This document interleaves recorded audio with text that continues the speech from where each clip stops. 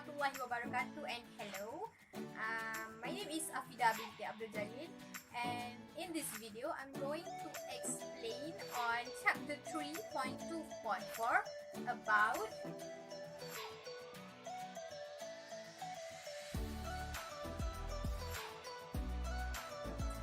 okay. And for this video I'm going to do a close-up recording on this whiteboard without me without me presenting like this, because just in case what I'm going to write is not you cannot see clearly what I'm going to write later. Okay, confidence interval for difference to population means mu1 and mu2. Here is the general formula used to calculate the confidence interval for difference to population means, which are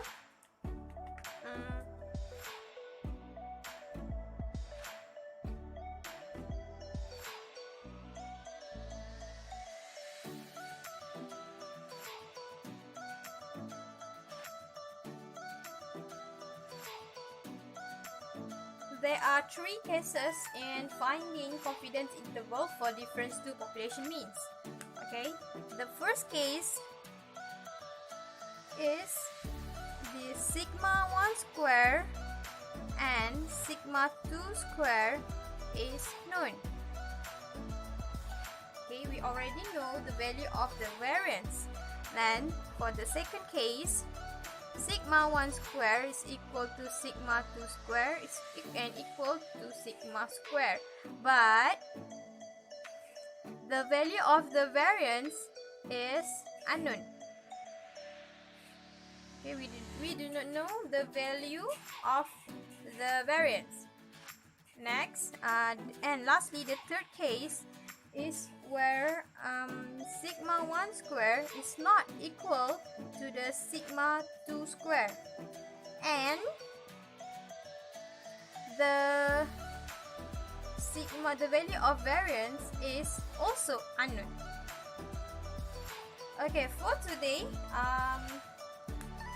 among these three cases, okay, today I'm going to teach on the second case, where the sigma 1 square is equal to sigma 2 square, but the value of the variance is unknown.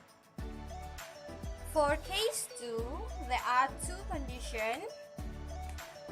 The first condition is where our sample size n1 and n2 is greater or equal to 30.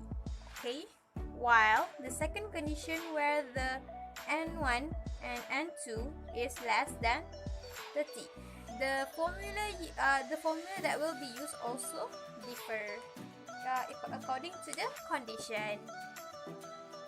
For condition 1, where the sample size n1 and n2 is greater or equal to 30. Okay, this is the formula. The formula is x bar 1 minus x bar 2 plus minus z alpha over 2 times sp square root 1 over n1 plus 1 over n2. Okay, let me label the formula. Z alpha. Okay, in this condition, we will use Z distribution, and SP. SP represents for pooled sample variance. Okay, before we use this formula, we need to find the value of SP first. Okay, the formula for SP I will tell you later.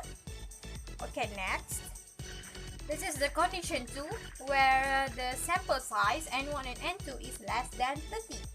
So the formula that we will use is x bar 1 minus x bar 2, and plus minus t alpha over 2 r times with sp square root 1 over n1 plus 1 over n2. Okay, now let me label the formula. Okay, as we know, x bar 1 and x bar 2 is the sample mean. Then n1 and n2 is the sample size. Okay, and t is 40 alpha over 2. In this condition, we are going to use the distribution. And SP, as I said before, SP is for the pooled sample variance. And now R. Okay, R. This is the formula for R. Okay, to find R is equal to, let me use the blue one. Okay, the formula for R is equal to n1 plus n2 minus 2. Okay, as we know, x bar 1 and x bar 2 is the sample mean. Then n1 and n2 is the sample size. Okay, and t is 40 alpha over 2. In this condition, we are going to use the distribution. And SP, as I said before, SP is for the pooled sample variance. And now R. Okay, R. This is the formula for R. Okay, to find R is equal to, let me use the blue one. Okay, the formula for R is equal to n1 plus n2 minus 2. Okay,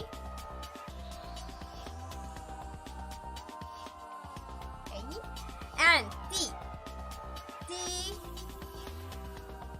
is 40 alpha over 2. In this condition, we are going to use the distribution. And SP, as I said before, SP is for the pooled sample variance. And now R. Okay, R. This is the formula for R.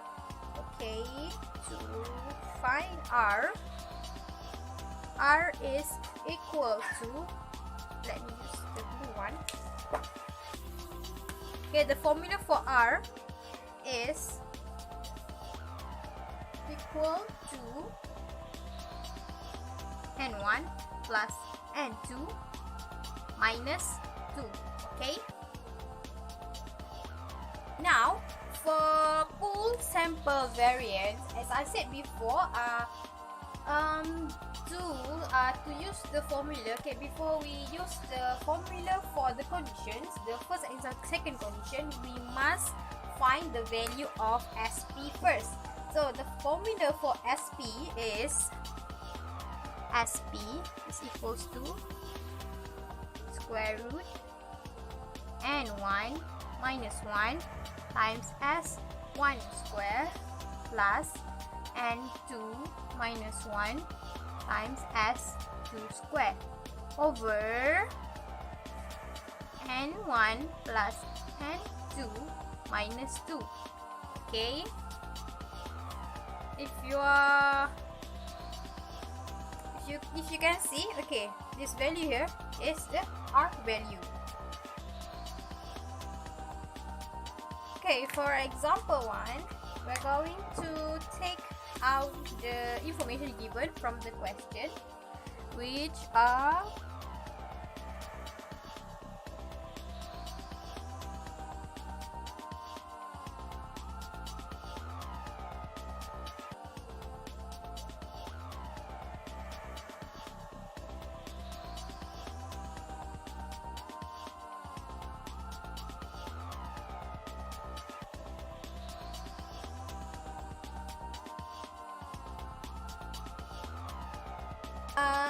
looking at the sample size here, N1 and N2, we can see that the N value, the sample size, is less than 30. So we're going to use the second condition, okay?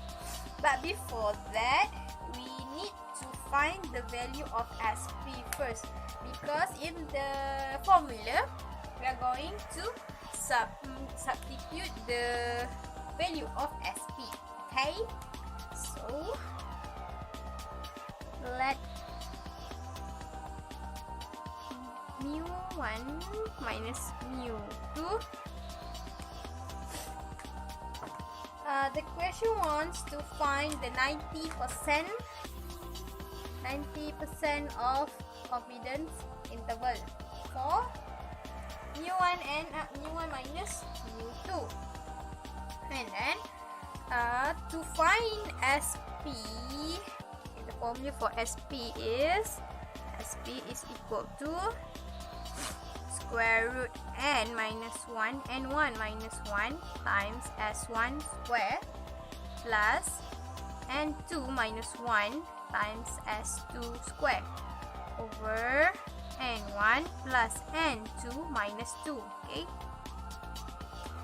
and then let's substitute this value into the formula.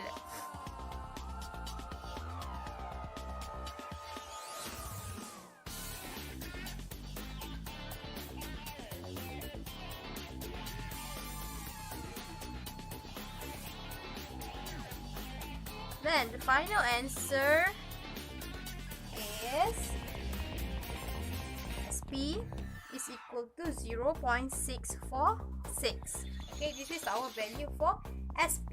Now let's substitute this into the formula. Since this is the second condition, so we're going to use formula with the distribution. So the formula is, I'm going to write using the one, x bar 1 x1 bar minus x bar 2 plus minus t alpha over 2 r times with sp square root 1 over n1 plus 1 over n2. Okay, let's substitute the value into the formula.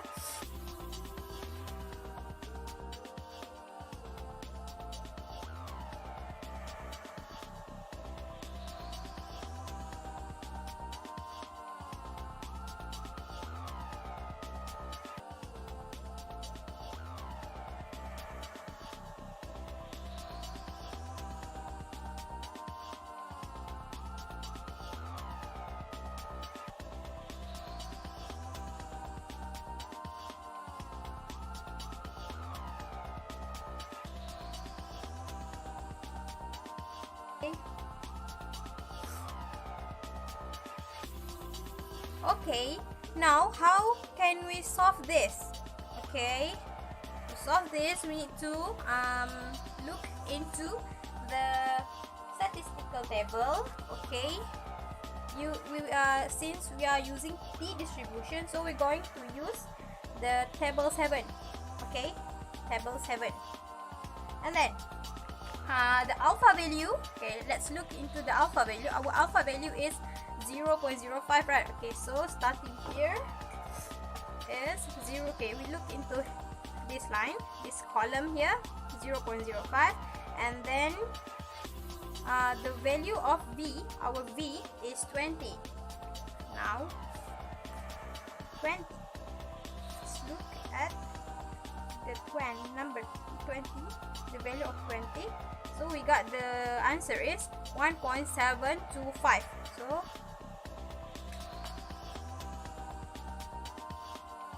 1.07 plus minus 1.725 times with 0.646, 0.4282. Okay, solve this.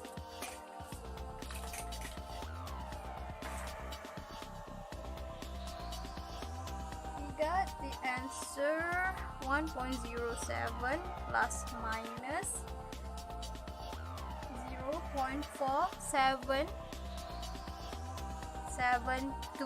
Okay, now let's calculate this separately. Okay, first we need to calculate the 1.07 minus 0.4772 first. Then we write the answer at the front, because we are going to write the answer from the smallest value to the biggest value, okay, to the larger value. So the answer that we got is that we will get 0.592 and 1.547. This is the final answer.